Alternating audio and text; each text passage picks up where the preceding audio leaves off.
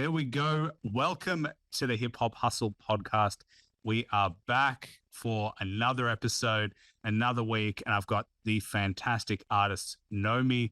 I made sure, I actually should have probably asked you if I'm going to get it right before we started recording, but it says it in like all your emails and everything. It's Nomi, not Naomi. So hopefully I nailed it. But fantastic artist. She just released a single, Chit Chat, with dear friend of the show, Bijou, who I have interviewed and got to catch up with in person as well. But you had a huge 2023 as well. You released 10 songs, including Psycho, Push to Start, Zayek, just to mention a few. But like, yeah, you've had a really good 12 to 24 months. How does it feel to be like riding this wave? Incredible. I'm just so grateful. I think, like, thankfully, and this is a huge nod to Push to Start into Noizu and West End's teams. I hadn't planned to continue being an artist. Like, I have gotten into A&Ring, I've been writing for other artists. And when that song came out and started to have some success, it gave me the confidence boost that I needed to start pushing my own project along. And now I'm just so grateful because that song has given me the opportunity to work with DJs and just do so many writing sessions and have so much fun making music. It's kind of the dream. Yeah, I was actually going to ask, how do you describe your music now? Because I can definitely see the change in the type of music you were making versus now you're working with DJs, and it's definitely going down EDM and club music. But how would you describe the music that you make? To be honest, in terms of genres, I still haven't figured that out because I am just getting into the EDM space. As you probably heard, I was in alternative music heavily before, and like alternative pop. And at this point, I feel like the music I make is just fun. Everything I make, I just try to have a good time in the studio, whether it's an emotional song or a clubbing, or it's whatever I'm feeling that day. And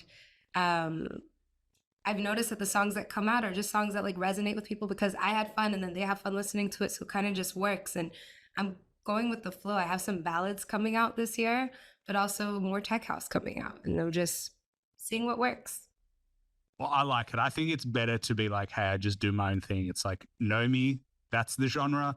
It's like, it is just who I am as opposed to like being put in a box. So yeah, I feel like you're going to have people that are like, oh, I like you originally for this. And then they find you can do something else. And they're like, oh shit, you've got like multiple dimensions to you. I've always liked that as an artist, of being able to surprise the people that listen to you. That's the goal. And it's funny because when I was first starting out, I was signed to a major label and they really wanted me to be in one lane. And I get that because when you have a brand, it's easy for people to understand your music.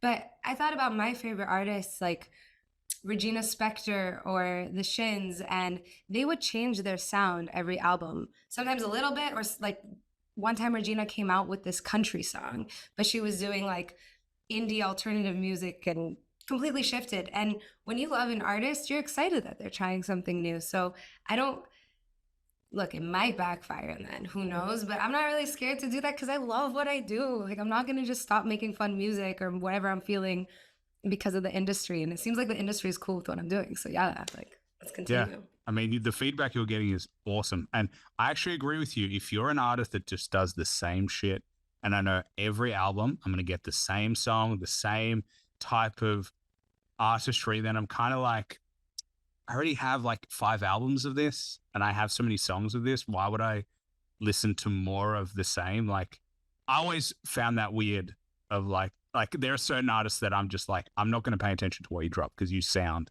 exactly the same on every song. It's not interesting anymore. Totally.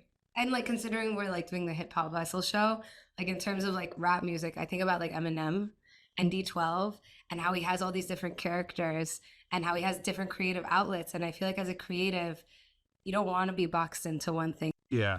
I think hip hop is weird in the sense that it really requires this, like, your people don't like it when you go outside your box because they're like, I don't know, it's really weird.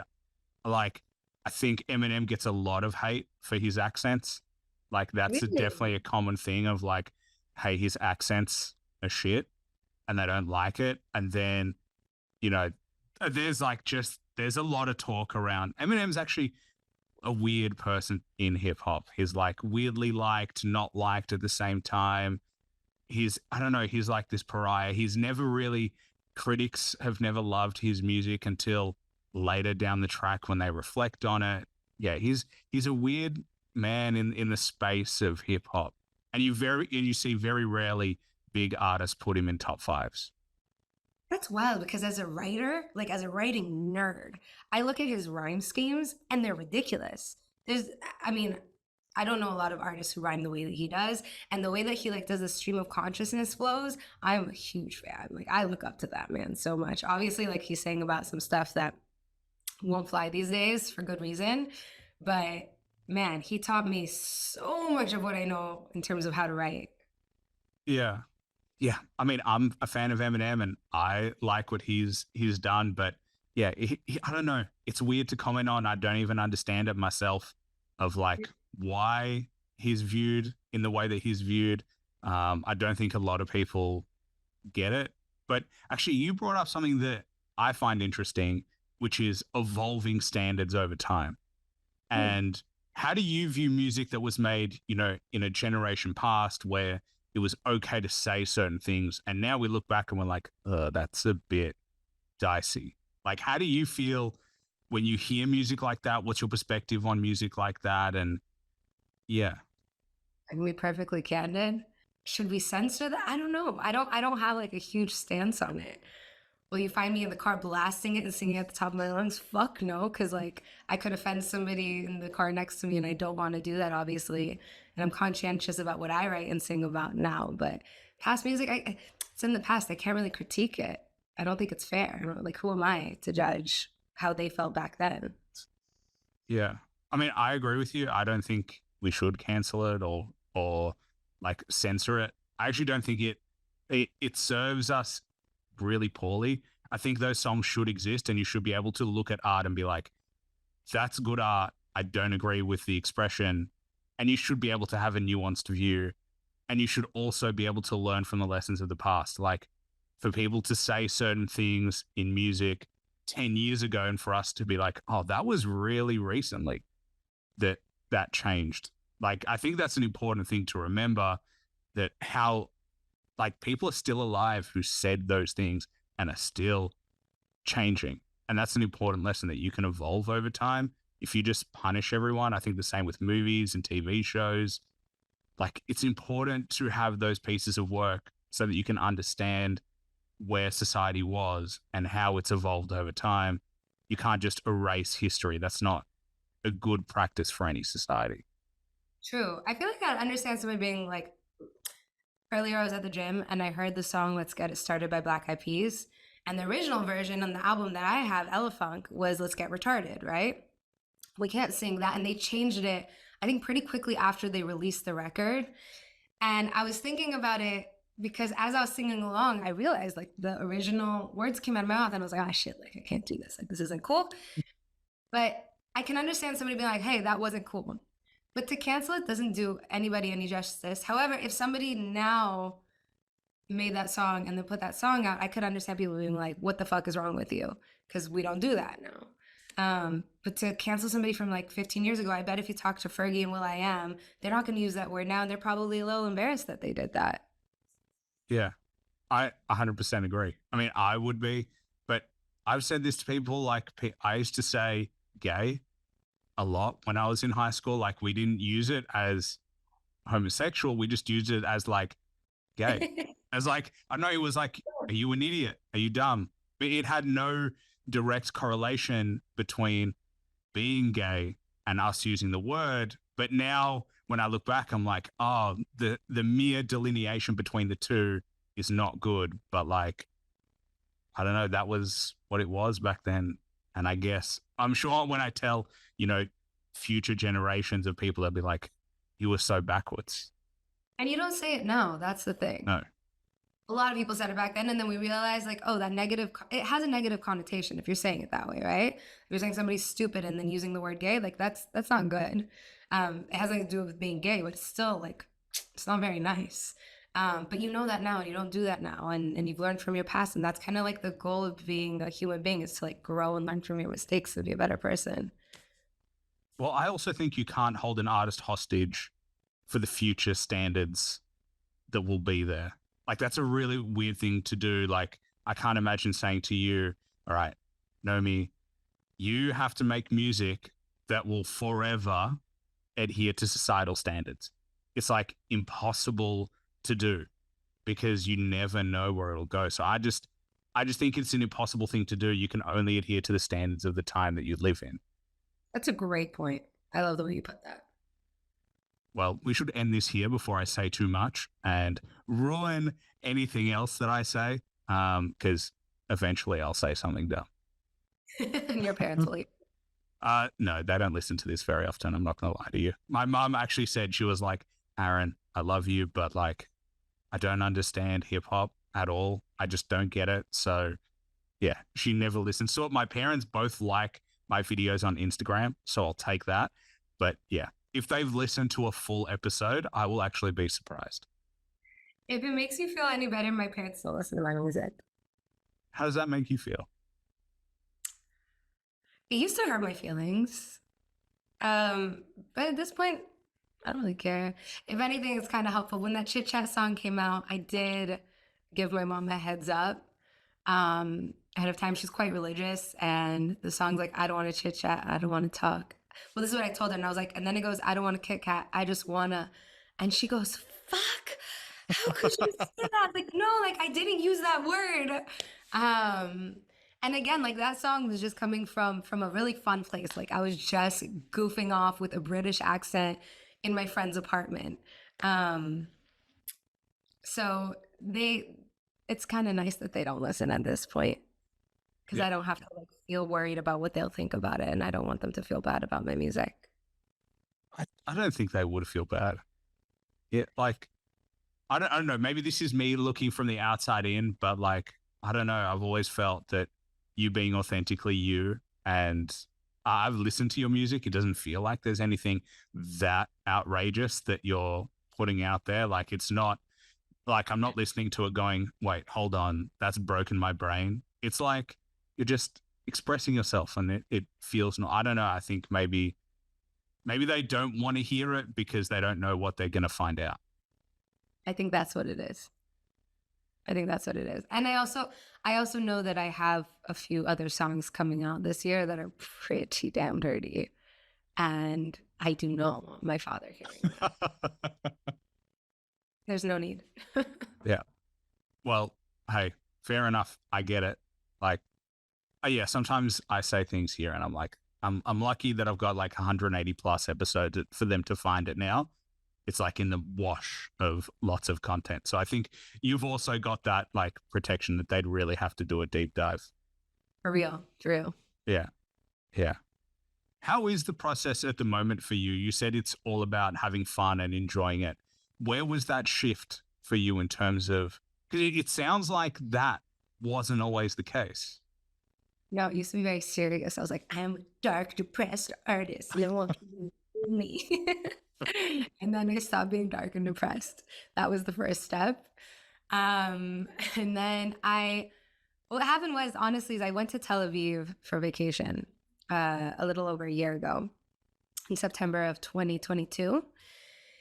And I became friends with some musicians the first week that I got there, and I ended up extending my stay because of that.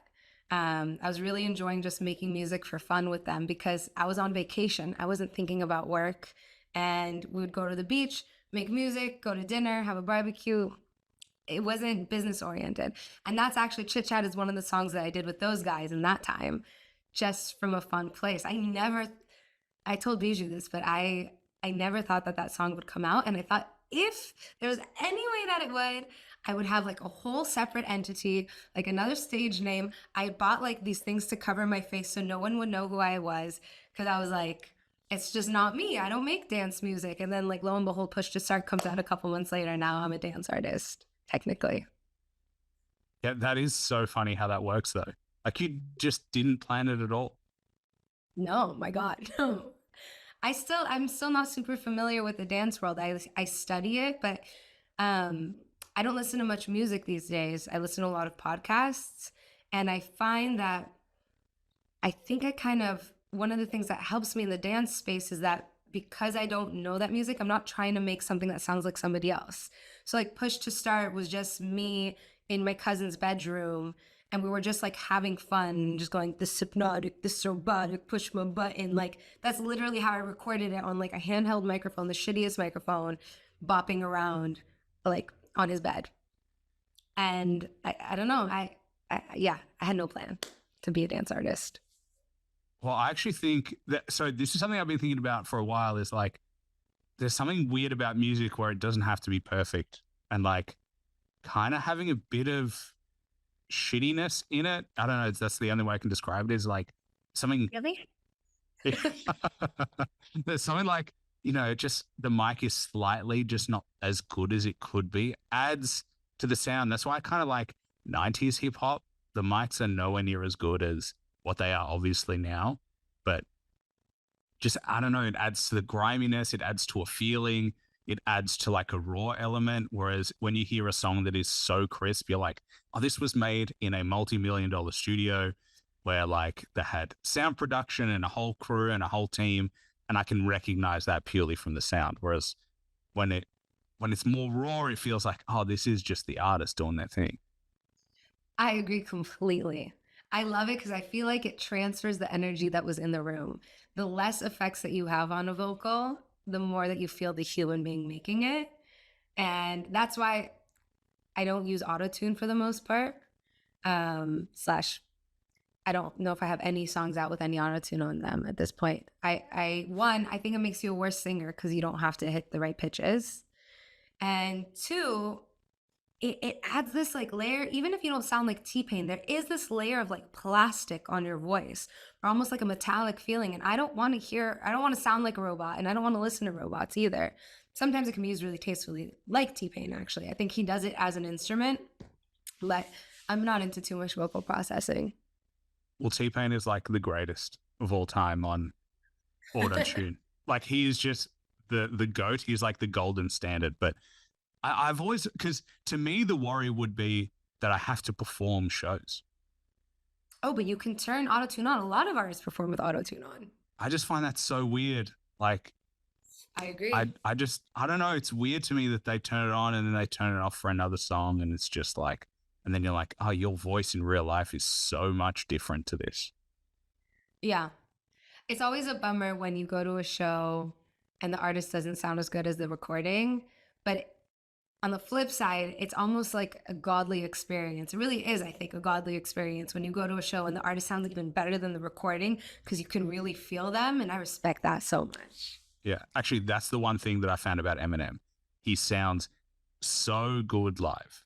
Like, he's come to Australia a few times and he sounds so crisp, so clean. Like, he genuinely sounds like his songs just in a live version.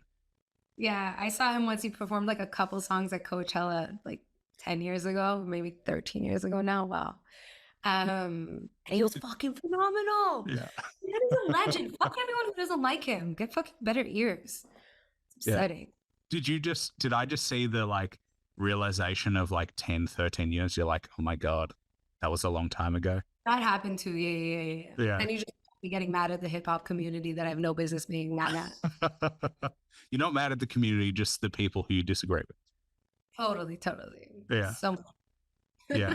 When you were like, oh my God, 10, 13 years ago, that's a long time. I had a visceral experience of like seeing, I just turned 30. So I was like, yeah, it starts downhill. Thank you. My back, my hips are starting to get sore. My friend was like, Aaron, you're going to start to break down physically. And I was like, nah, I'm not. And it feels like I am. It's so weird. Like, it's like my body's like, all right, it's time to retire. Isn't it crazy? Yeah. It's gonna happen to all of us. I keep telling my babushka that she's going to live forever. She doesn't, she doesn't love it when I tell her that. She's like, no, Aaron, I don't want to. I'm like, don't be selfish. You don't understand the pain yet. Your back is just going out. It gets so much worse. Yeah. No, I think her biggest fear would be living forever. Oh my That literally, I think she's like, she's always like, no, no, I don't want. And I'm like, geez, I, because I've thought about this. Okay, let me ask you: if you were given a choice to live forever or just live a normal life, which would you choose? Depends. Can I live forever healthily? Yeah, you're like healthy forever, but to like the end of time, like you can never end it. So you can't kill yourself. You can't. You literally are incapable of death. So it's just forever. Yeah. No, Oh, because I'm finding that the more you grow, the more lessons you like accumulate and learn from, the harder it becomes to connect on an equal plane with somebody far younger than you, or even a bit younger than you, who hasn't really like understood the things that you understand, and you can try to help them and be there for them, but you're not necessarily like on the same plane, right?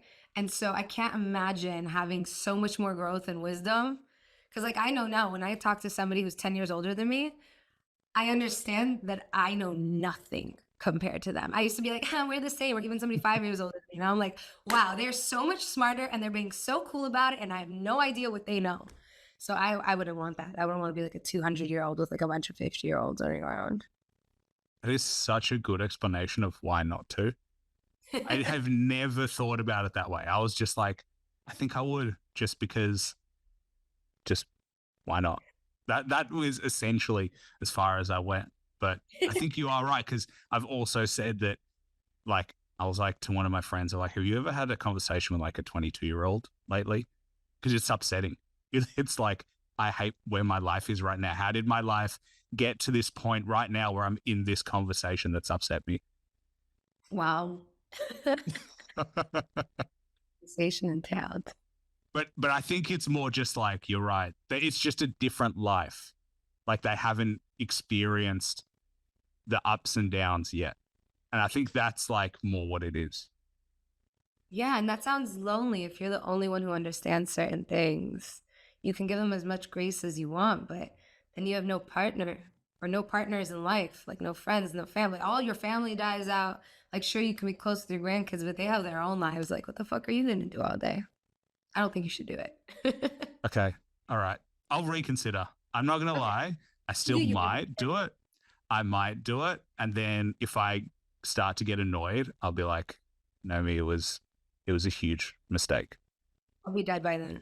You'll be dead. I'll be at your gravestone going, why? Why didn't I listen to you? And like my ghost will come up and be like, bitch, I told you. Would you want to be a ghost? I'm going to be a ghost. Okay. You've already decided. Are you gonna be one of those ghosts who's like haunting people, or are you just gonna like, roam around, just chill out? If I die young, I'm going to scare my best friend Karen because that would just be really funny. We used to scare kids in middle school who were younger than us, or I would, and she would be an awesome supporter and laugh along with me. So I would do that to her. Um, but otherwise, I think I'd want to be like the cool ghost. I'd want to like give people signs and be like, the universe is with you, make them feel good. All right. Well, then I need your ghost in my life. Hopefully it doesn't happen and we don't have to revisit this conversation and be like, geez, that was really scary and morbid that anyway, I'm gonna move away from this train and continue down the other train. But you mentioned Tel Aviv. I actually love Tel Aviv. It's one of my favorite cities in the world. Like I've been there 3 times and I say to everyone, the more you go, the more you like it. It's like this weird kind of, I don't know, that there's an energy there that is so warm and friendly, and the food is to die for, genuinely. Yeah, I love Tel Aviv. So I went there initially for 5 days and I stayed for 6 months. And then I went back again a couple months later for another 6 months. And um, the music scene there is so vibrant. It's so cool because you have the Middle Eastern influences, but then you have the European influences because it's so close by. And obviously, a lot of countries grow up on American film culture and music culture too. So musically, it almost feels like there are no rules. And you can create like an EDM song with like the craziest like Middle Eastern oud playing behind it. And I grew up going to synagogue, so it's really fun for me to kind of incorporate some century-year-old Jewish melodies into the music. And when I do that in LA, nobody knows what I'm doing. They're like, wow, that's really cool. But in Israel, they're like, what the fuck? Like, I've heard that in synagogue. And I'm like, yeah, let's go. It's really fun. I don't think people do that enough. Incorporate like religious and old, like I don't know. There's the sound is like so cool to add into modern music. The sampling there is amazing. But I've often thought that yeah, it would be if you could make a whole album of just those samples. Yeah, there's this Jewish holiday called Yom Kippur, which you're probably familiar with, but it happens once a year, and you go to synagogue, and everyone's fasting and miserable, and they have this set of prayers that only happens once a year. This set of prayers, the melodies are so good that I remember them all year. And the way that I think about it is like these guys are the OG hit makers. If you can make a song that somebody hears once a year and doesn't forget, that's incredible. I haven't heard any pop songs like that. None that I can think of, except for Body Shop, the Sam Smith song. But also that's very Middle Eastern melody. It sounds like somebody went to temple and like went to the studio afterwards. Um, so I really try to learn from that and incorporate it into music. It's really fun. So how do you learn from that? Like, what are the lessons that you learn? Ooh, that when you do something a little bit, what I've noticed with those melodies is they go where you don't expect them to go. And then they repeat, there's like a repetition, but with like different words over the same melodies. And that's like old folk songs as well. Like in England centuries ago, they would do that. Um, Also, even like in the US 100 years ago, the folk songs, they would just like switch the words but have the same melody. And we don't hear that so much now unless it's a verse, right? Like the verses oftentimes have the same melody, but the quick repetition, but then also like the little left of center changes that you wouldn't expect, they're fun for the ear and they make you want to hear it again and again. I think that's what they make me want to do that. So Yeah. And well, every rabbi has their own style. That's the other thing is like different people go to different synagogues for different like songs. Like they actually are like, hey, I'm a fan of the way this person delivers their music in prayer form, and they'll just be like, I prefer this one over that one, which is also like a really cool and strange way to think about like, hey, I'm just a fan of the music that you do, man. yeah. You want to hear a crazy story? Please. So when I got to Israel, I met this artist named Eitan Peled, and he is known for writing and singing in Arabic, English, and Hebrew as a way to get cultures to get closer to each other, which I respect so much. And as soon as we started writing, we noticed that we were filling in each other's melodies. And my melodies are really strange. Nobody does that. And he was saying the same thing. Fast forward a couple of months, Yom Kippur comes along, and I find out that the cantor that I grew up on in LA has moved to the city, Ranana, in Israel. And I was like, I have to go see this cantor. I have to hear him sing these prayers. Oh my God, this is like the concert of the year. Let's go. And Eitan goes, you're kidding me. That guy was my cantor in high school. So it turns out that we had the same exact influences from like American music to this one cantor who taught me in middle school, moved to Israel, and then taught Eitan in high school. That is insane. Right? That is wild. I I mean, I find music so weird that way that like you don't know where you're gonna learn your style. If Yeah. that makes like I don't like if anyone told me that you would have learned your style from like learning a cantor and that no one else and it's very rare, then I would have been like, I you could have given me a million guesses. That's not where I would have guessed. From a cantor and from Eminem. From the two and you combine them into your own. And then now you're in EDM. So we're just doing whatever. Yeah, go with the flow. When you look at 2024, do you have like a projection of where you're looking at in terms of like your career and what you're looking to achieve? Totally. I'm finishing an EP, God willing, let's see what happens, with my friend Avi Snow, who's also an Israeli American DJ. DJ, producer, artist. Like, I can't just call him a DJ. He's incredible. He does so much. And we spent the last 2 years just doing a bunch of collaborations and writing songs from the heart. Most of these were freestyles. And also with this war that's happening in Israel right now, there's one song on it called like Begging for Healing, where it just poured out of us in the studio.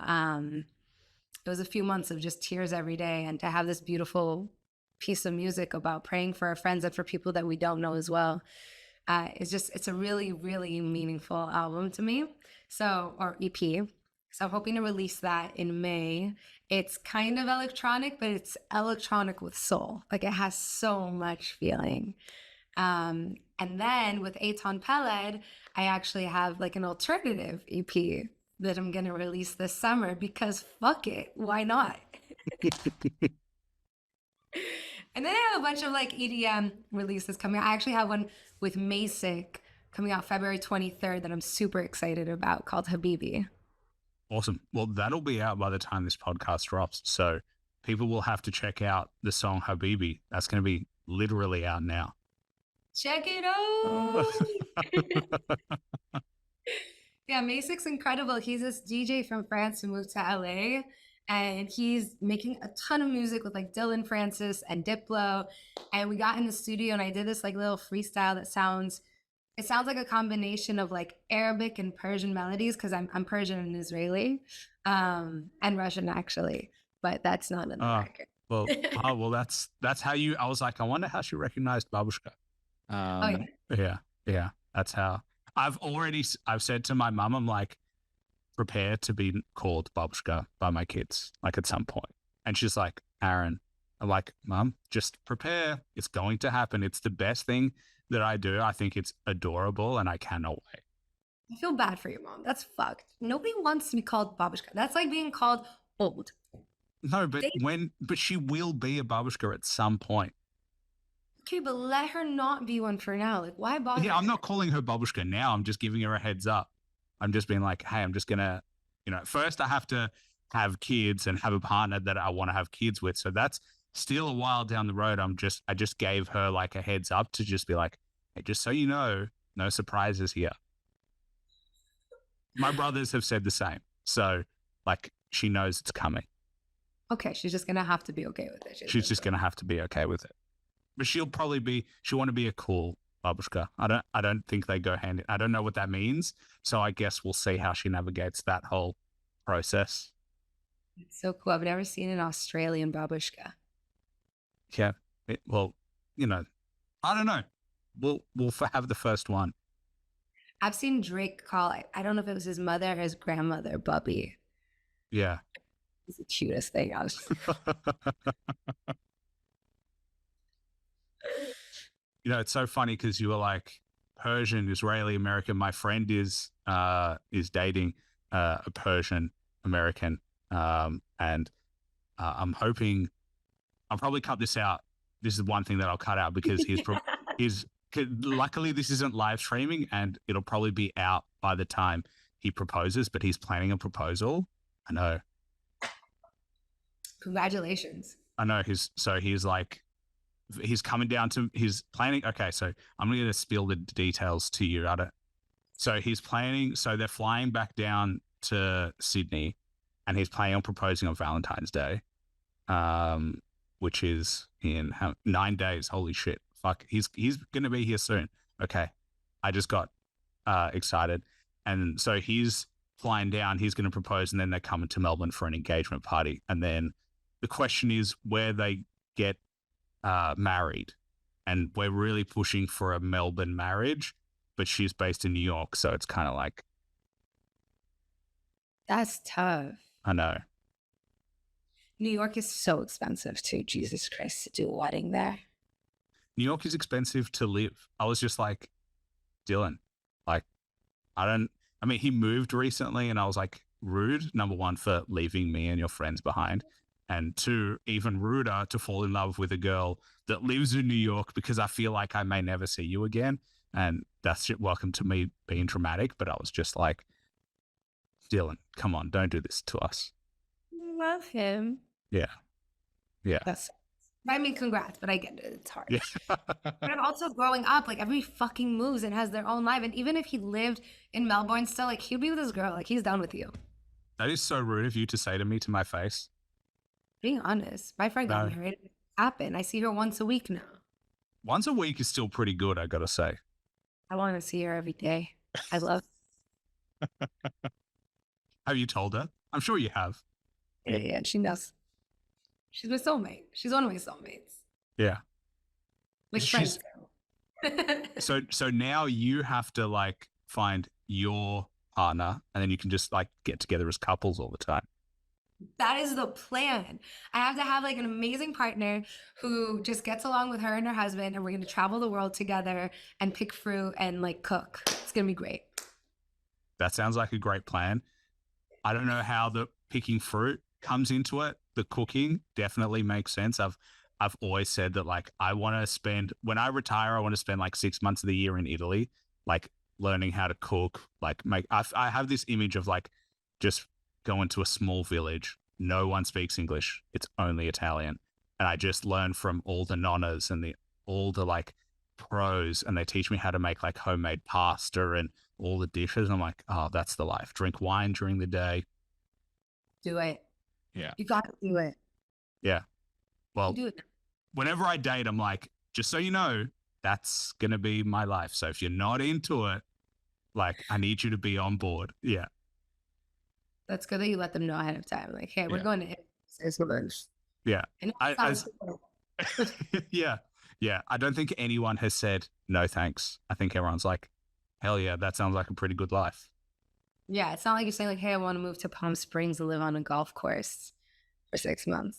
No, I actually could think of way better things to do with my life. And yeah. And people think I'm Italian. So that also works for me.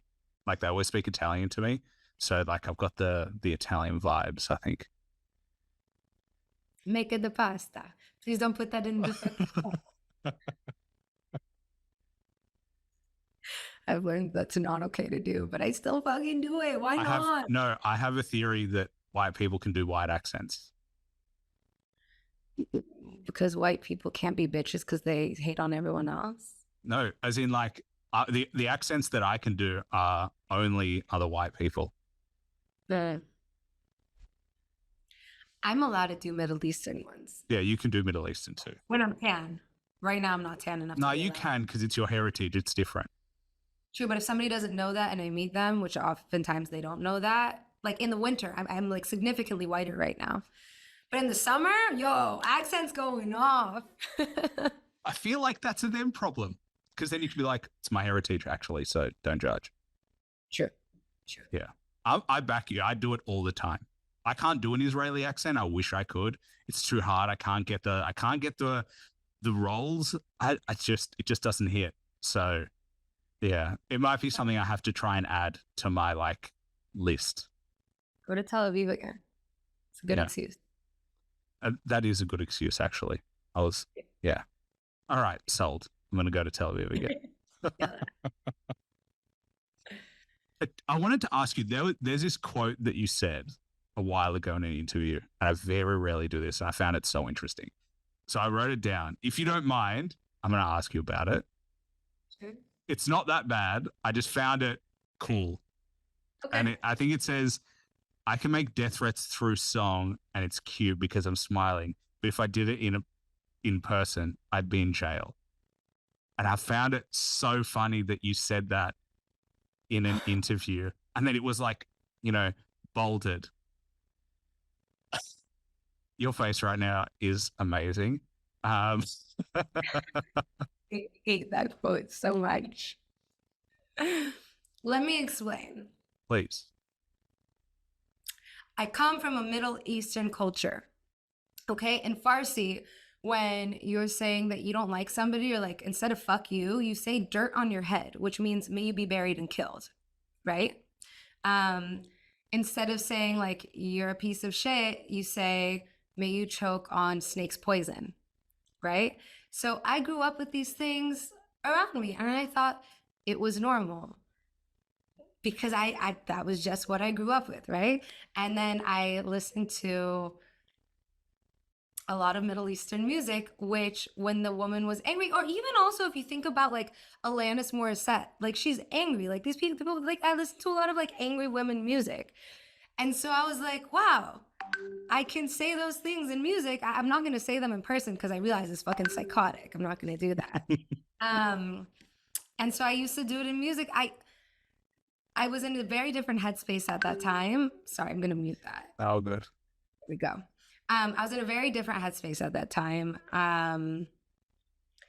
So I had people that I was angry with and writing music that was pretty dark about them at the time. And thankfully, I don't feel the need to do any of that anymore. Well, I got to say, the literal translations of pretty much every country's swear words are not like there's no real shit in most languages. It's kind of like it's equivalent, but it means something completely different. Right. Like fuck you. What does that mean? Like, I'm gonna have sex with you? Like it doesn't mean that, right? But you know, dirt on your head is pretty direct. Well, the weird thing about fuck is it actually comes from a decree, I think in London when they weren't having enough children. And what it stands for is fornicate under the consent of the king. So it actually is a direction for people to literally fuck more because they got to have more children. So the origins of the word don't even make sense to how we equate it now. Yeah, I wonder when that got flipped. Yeah. I think people were just saying, hey, let's fuck. And then people were like, it sounds weird. Like it sounds dirty. I think that's what it is. Probably that makes sense. Yeah, I can't believe you found that quote. As soon as you said that you found an old quote, because I remember when that came up and I was like, why the fuck did they believe that? Who the fuck that mean? We did a 30-minute podcast and that's what you take from it? I'm going to write a song about you. Yeah. Well, I'm just glad you're in a good headspace now. I just found it funny. Like, I just found it funny that number one, you said it. And then number two, that they were like, hey, let's put this in air quotes and let's make it big. And let's like, because contextually it makes you sound insane. Like it made you just sound. Yeah.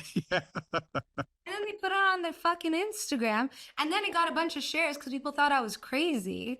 And I was like, okay, excuse me. You are not explaining the full story. This is not okay. And now I understand how much bigger artists must feel when like people use clickbait, which is why I'm being very conscientious about what I say today. Don't worry. I'm not going to use it as clickbait. Actually, that's not true. I probably will. Motherfucker. No, I'm not gonna reuse it as clickbait. That's number one, very corny as a podcaster to be like, hey, this other interview that you did used it and I'm gonna reuse it. That's not original at all. Instead, I'm just gonna ask you about it and annoy you a little bit. Yeah, fuck you. Yeah. You're the first person to tell me to say fuck you to me on the podcast. It's like a momentous first. Just being direct. That's how we do. Just being direct. No, I'm sorry. That's okay. Like I said, no rules on the show. And honestly, my feelings don't get hurt so easily. And I know you didn't mean it. So great. True. Can you tell me about the headspace though? I find that really interesting because obviously your energy right now is not the energy that you have spoken about and what you were going through in the past. What was it like to make music like that and to feel that way in terms of, as you said, depressed and angry and annoyed? What was it like and how did you manage to kind of let go of it? I think at the time I needed it. I wasn't a good communicator. And so I had all these pent up, difficult, strong emotions that I only knew how to express through my music. And a lot of the music that I wrote at the time that didn't come out, and I'm really happy didn't come out, was painful. It was just expressing the pain that I was going through. And the reason why I'm happy it didn't come out is because now when I make music, I really am conscientious of trying to, even if I'm going through something difficult, trying to turn into something uplifting.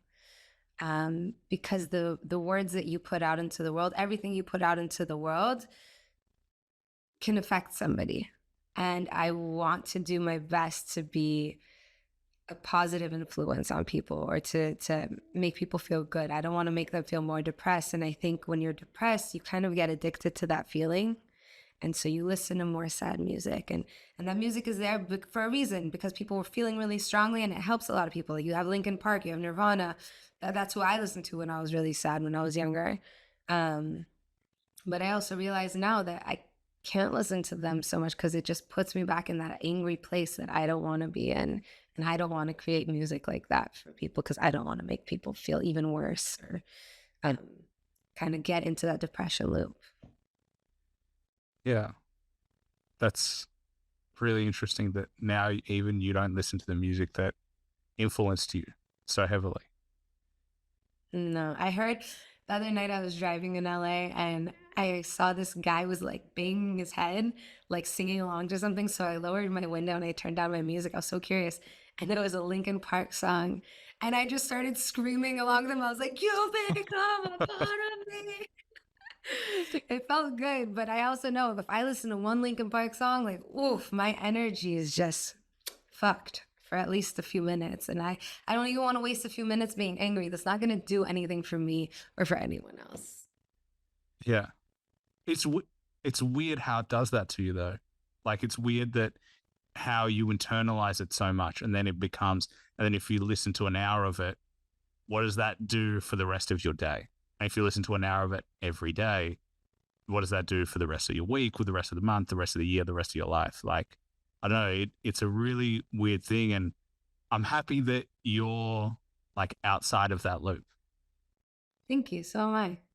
There's this um, term in the Bible, or it's not in the Bible actually, but rabbis say that it's a big mitzvah, it's a really big good deed to be happy. And I used to not understand that. I used to think like, how can you just be happy, right? Like, what does that mean? Why is that a good deed? But I realize it's because when you're happy, your energy has this magnetic effect to make other people happy. And so now it's really like it's a choice, musically and also in life, and it translates. And I think also like thank God that's why the music is working out, because it's coming from a happy place and people feel that. I hope that they feel that. I hope they feel good when they hear my music.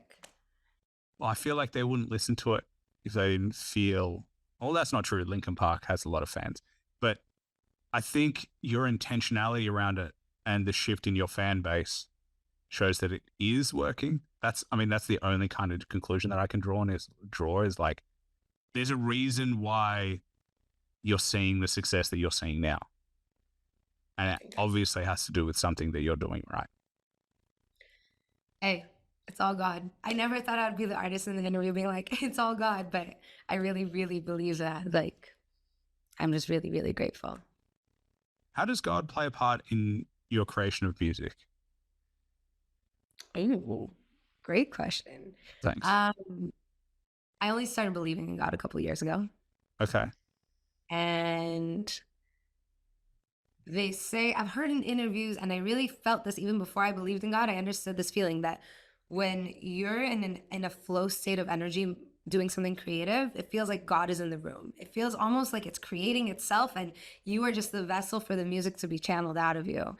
And now I understand that that is God. And so I used to go into the studio kind of pressed to make something amazing. Whereas now I go in without the anxiety that I used to, because I'm like, if it's meant to be, it'll be. And God will let it flow through me. And if it doesn't flow, then for some reason it wasn't meant to be that day and I don't need to worry about it. And so that belief, that like real belief in God allows me to kind of come in without any anxiety and this secure feeling of it's all going to go as it should. Is it freeing to be able to make music like that? Oh my God, yeah. Hell yeah.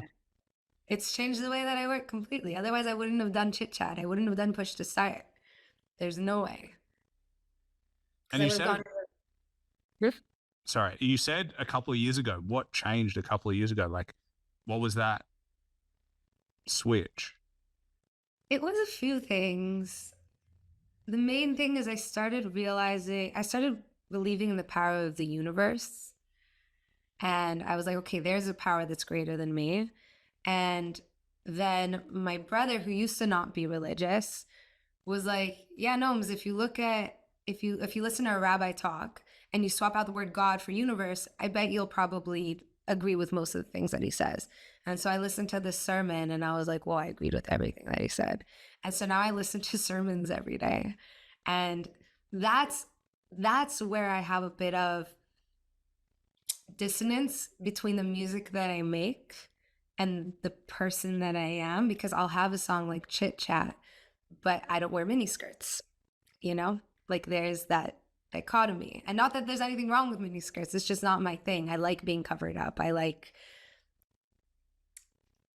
religious fashion, you could say. I don't know how to put it. But yeah, but that's how I found God. Sorry, I just went on a tangent. No, I like it. Look, there is an old saying in sales. That's my like corporate career. Don't ask questions you don't want answers to. And I strongly believe that. So I only ask questions I genuinely want to know the answers to. So, yeah, you going on a tangent is exactly why you're here, is because I actually genuinely want to know. Cool. Thank you for having me, by the way. This is so cool. My pleasure. Anytime, literally anytime. You're going to have to do a tour at one stage and come to Australia and do it. That would be so fun. Yeah. Do a live one like after a festival, like, oh, I have got no, I don't know how to do the Australian. Yeah, that was British as hell. So I'm gonna say you have to work on it. To be fair, I can only do an American accent when I'm around lots of Americans all the time. That's when I can like really pull it out. I can't do. Yeah, I struggle just being here. I was in Ireland as well. That kind of fucked it all up a little bit. So, yeah. That's a whole different accent. That one I won't. It's really nice, but I'll butcher it. Yeah, it is tough. But what I was gonna ask you, because you said you find it because it's like you're making music that doesn't necessarily represent your faith and represent like the values that you hold. How do you rectify those things, and how do you come to grips of having the multiple facets? That's a great question. I don't think that it doesn't represent my faith or my values. But musically, if I'm singing about that, whatever, one would hope that it's about somebody that like I care deeply about. Or about, there's like a lot of love songs that I've written over the last year, and they're manifestation songs. I wasn't in love, you know? But it's about what I would want in the person that I would spend the rest of my life with. That's what these songs are about, most of them. So for me, it doesn't feel like there's a schism between the values that I hold and the music that I make. The dissonance is that I know that somebody listening to it is not thinking that this is a song that I'd want to sing to my husband when I'm married. Right? Like they're hearing that, they're like, I want to chit chat at the club. Until now, though. So now. Yeah. Hey guys. Yeah. I don't know what that hey guys meant. It was like, hey, welcome to my brain. Yeah, welcome to the person behind the music. But yeah. So that being said, like, I don't know, to me, it's like it all makes sense and it all adds up and it all kind of paints the brush of like who you are. Why would you not want your parents to listen to your music? Because to me, it's like you're coming from this place of like, hey, this is a genuine, authentic representation of me. It is a genuine and authentic representation of who I am and what I believe. And so you have nothing to hide because you know what I mean? Like, I don't know, it's interesting. I think, look, I don't want them to know what I want my future husband to do to me. Okay. Number one. Fair. Number two,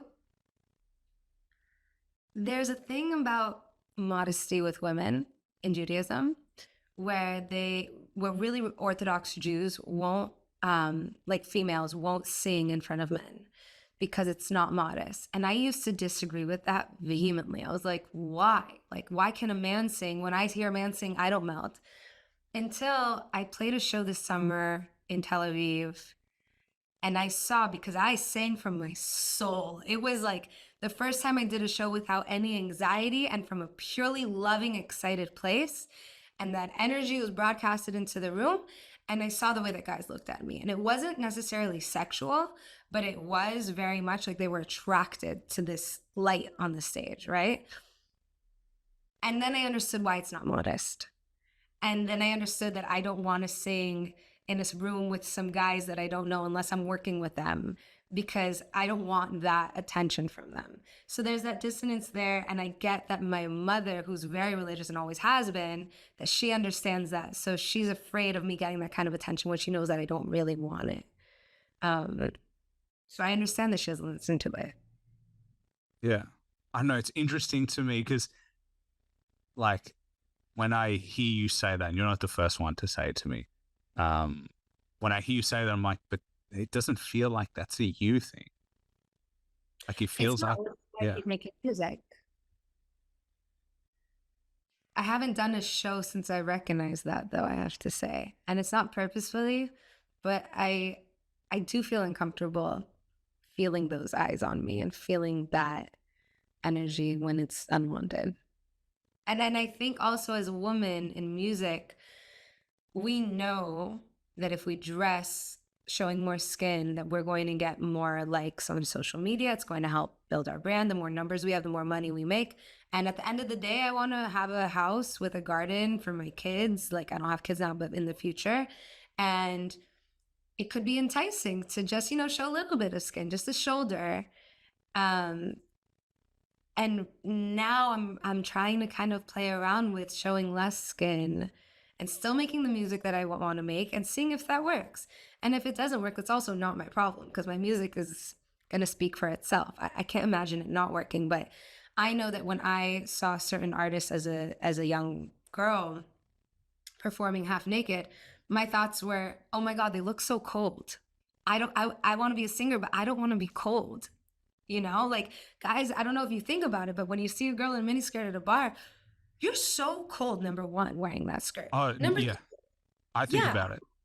one wrong move and people see everything. So now you're walking like super awkwardly all night, which I've done and I don't care to ever do again. Um, and so like I'm hoping that like if my artist project ends up reaching some young girls, that they see that they can wear whatever they want to wear, like whether it is a mini skirt or a really long dress, and they don't have to show skin in order to get people's attention. It's like what's on the inside that counts. Well, there is a hip hop artist, her name's Rhapsody, who has built her career on making sure that she actually doesn't sexualize herself, because that is definitely a big thing. I think Shay Noir as well as another who was inspired, I think, maybe don't quote me, but definitely there are artists who are talking about the very same thing that you're talking about, which is 1,000% true, that like the hack, it seems, and I'm going to say hack, but like the hack, it seems, to get attention is to be over sexualized in the music industry, and then it naturally gets a lot of eyes. Like, and then I don't know, you sell something different. I think you definitely sell a different product once you do that. But there are lots of artists who maintain modesty and maintain their own self dignity and their own self right to like, hey, I want my body to be my own and I don't want it to be a vehicle for consumerism. And so I think that actually makes sense for anyone to say. I think it's weird for anyone to be able to say to you, no, you should show more skin. That feels like a weird thing to say. You know what I Totally. mean? I Yeah. was signed to a major label, and at the time, the outfits that they very kindly picked out for me, and the brand that they really tried to help me out. They I'm sure that they had the best of intentions. They wanted my artist project to pop off, but at the time, and again, like I'm not doing this for God. This isn't like a religious thing. I look at the Bible as a book that was made to try to help you live the best, happiest life possible, Um, so I do things that I try them out, and then if it feels good, I stick with it. And this is something that I tried out and it feels great, so I'm sticking with it. Um, if a female artist wants to show a lot of skin and that feels genuine and real to her, go for it. Like she has my support. But um, I forgot where we started with this. I don't know. Went on a tangent. Doesn't matter. I think that's the whole point. It doesn't matter where we started. It just matters where we end. But yeah, I know. I mean, everyone knows that music is the business of selling. That's the truth of it. And, you know, labels just know what they got to do to get more eyes, and eyes equals attention. Attention equals more dollars. So, like, hey, what's the easiest way to get more eyes? Oh, it's to go through a sexual route. Like, I think that, I don't know, I feel hip hop is in a weird place personally. Like, music is in a weird place. Like, I believe in the freedom of women's sexual liberation, like, do whatever you want to do as a person. But then I'm like, it feels weird that corporates get to like really succeed off the back of it. There's something that is strange to me about that, of like, you're taking your own liberation and your own journey, and then a big corporate entity is like, hey, I'm going to cash in on this. And then that's where it feels strange. Yeah, there's so many levels to it.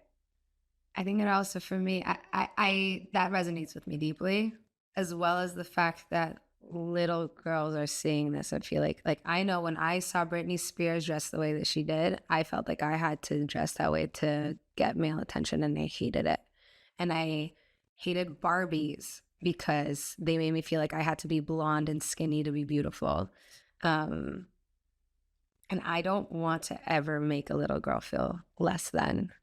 Like, and I don't think, I think that social media being what it is, and through years and years of media and magazine covers, and just the way that America has been running its media game to really objectify women, like to make them into objects for sale, to make them want to be like the objects for sale, right?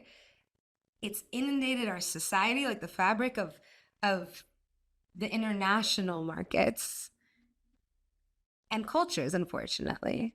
And I don't feel like it's natural. And unfortunately, I think a lot of girls feel like they need to be a certain way. And one of the reasons why I really respect Billie Eilish is because she changed that for a generation.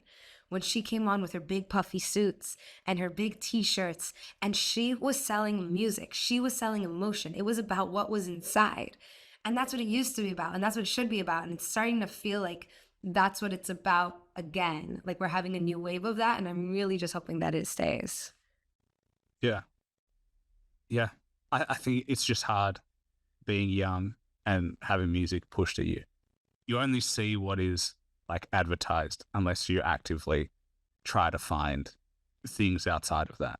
But I think what it does maintain though is the importance of independent artists like yourself, of like you being able to control your music, your message. And I mean, hey, I mean, you have over 1 million streams a month. So a lot of people are listening to your music and listening to your message. So, I mean, it just shows you actually don't need a big label to be successful. You don't need a big label to put your faith in. I think big labels barely know what they're doing. They just have lots of money. So they're just like throwing cash to get things done. But like, independent artists make the fabric of the music industry at the moment. I think labels can help a lot in terms of promotion and getting eyes on songs. Push to Start was signed to Insomniac Records, and I don't know if it would have been as big without Insomniac, because they really pushed it to other DJs and radio stations. But then you have a song like Chit Chat, which is independent, and it's also performing really well naturally because Bijou has a big fan base, and he's built his career as an independent artist. So people are naturally his fan, and they're excited to hear what he has coming out. I think as independent artists, one of the things that we can do, and it's also just as human beings, to really like better our careers and ourselves as artists, is to collaborate. One, because you learn musically so much from the person that you're working with, and that expands your palette. It expands what you end up making in the future without that artist. And two, it allows you to be introduced to their fan base And you also introduce your fan base to theirs. It's this like symbiotic relationship. So I really believe in synergy and in growing alongside people. I think that's why I love collaboration so much. Because if I became one day like the number one artist in the world because of my own album, who the fuck would I celebrate that with? Like I have my family and my friends for sure, and like the people I made it with, but they're in the background, and I wanna be winning alongside great people. That's also why I love Bijou. He's such a mensch. He's been one of like my favorite collaborators in the last year. He is. I mean, I can't speak more highly of Bijou. I mean, when we were talking the first time, we were talking about me potentially being in New York, and he was like, "Hey, if you're in New York, I'm going to be at the Bills game. You Yeah. know exactly where I'm going to be." And I was in New York. I flew to Buffalo, and he showed me around. He like took me to the Bills game. He took me to the pre-game, and it was one of the best experiences I've ever had. And like, I am so thankful that, number one, I didn't ever think that this is where my life would be, that I would be able to be in a situation like this where I'm talking to someone and then I get to meet them in real life, and then I like genuinely get along with them in real life, and we could hang out. It was like, genuinely feel very blessed. And he's one of those people that I'm like, hey man, you literally made my dreams come true. And I know you didn't do it intentionally, and you don't even know that, but it's like, he is an amazing person. I cannot speak more highly of him. So when he was working with you, I was like, well, if Bijou is working with you, then why would I not want to talk to you? Like it's like a natural connection to me. That's so beautiful. Thank you. To be in his space at all just makes me grateful. Honestly, he's taught me so much, and not just about music, but about how to be a better person. This man, wow, such an inspiration. I'm so Yeah. glad that he did that for you. I'm not surprised at all to hear it. Yeah. Bijou, love you, buddy. So it's a shout out. But yeah, I think we're all fortunate for the people that come into to our lives, and we're all fortunate for like the impact that they have. And you never know until you talk to them. That's kind of why I like doing this, because I'm like, hey, if I never know until I talk to you, and I think everyone has an interesting story to tell. Thank you so much for having me. This has been really an honor, honestly. It's really fun diving deep into artistry, and you ask such great questions, meaningful questions that I wasn't prepared to answer, to be honest. And I like that. I like that you make artists, because I've also seen some of your other interviews, really think deeply about what they're doing and speak about it from like a very vulnerable place, because it's not live. Like obviously you're not publishing this live streaming, but it's unedited and unfiltered, and I think that's really special. Well, thank you. I appreciate it. And to be fair, that's the whole point. Is like, I actually don't want to hear your pre-prepared answers. That, yeah, I don't find that interesting. I think you've you've said it, and people have said it enough times that it genuinely is like, oh, this is just, it honestly doesn't matter if I'm here or not at that point. Um, and so yeah, and yeah, you are all more interesting than the answers that you have pre-prepared in your head. Y'all just don't know it really. Um, so that's the thing. But I'm always thankful that you and everybody else are willing to answer the deep and tough questions. It's easy to ask, it's harder to answer, I think. So I'm always more appreciative. But I only have one more question for you, and it's the hardest question. This one is pre-planned, so you'll have to forgive me. But if you had to recommend one album that everybody should listen to at least once to get an appreciation of, can be any genre of music, cannot be your own music, what would it be? Of course not my own music. Oh my god, how narcissistic would that be? Don't get me started. Um, that is such a oof. My brain goes to a few things. One, Nirvana. Just listen to like their best hits record. Like, god damn it. Or their MTV Unplugged. Nirvana, MTV Unplugged performance. It's an album. My God, you hear a man in distress. It's so honest. But for something more positive, I just want to make sure I'm getting the name of this album right. Excuse me while we Google. Yeah, no, that's actually, no, not allowed to Google on my show. So rude. Too bad I break the rules. Yeah. Um, I think my favorite album of like the last 10 years is How to Be a Human Being by Glass Animals. The production, the songwriting, it's all so intimate and honest, and it's made by these four best friends, and you can hear that they're experimenting and having a good time. The lyrics are so fucking weird, singing about mayonnaise and pineapples, just like crazy shit, and I just love it. I love that response. They got two albums to listen to. Um, they've got more of your music to listen to. Nomi came through. I appreciate your answers. I appreciate your openness, your honesty. To be honest, I don't think you said anything that really put you over the top. I think if anything, you just revealed more about yourself. I think that's awesome. And I'm excited to see you continue to grow, continue to find your expression and have fun making music. And yeah, is there anything else you wanted to plug? Is there anything else you wanted to shout out before we wrap up? Shout out. Um, no, I think that's everything. I'm just really, really grateful to be here. Thank you so much for having me. No worries.